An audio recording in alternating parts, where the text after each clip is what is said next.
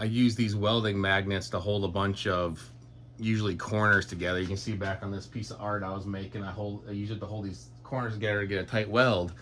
But often when I go to use them, they are covered in a ton of metal shavings, and they don't hold as strong as they're covered in metal. So, you know, there's a different ways to clean them. You can wipe them off on your pants. You can use your finger.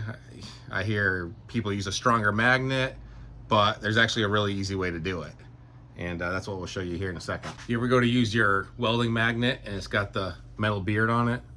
How do you clean that off? There's a bunch of different ways, but literally the easiest way I have found is with compressed air.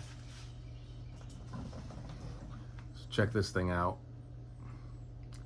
I just picked that up off the floor.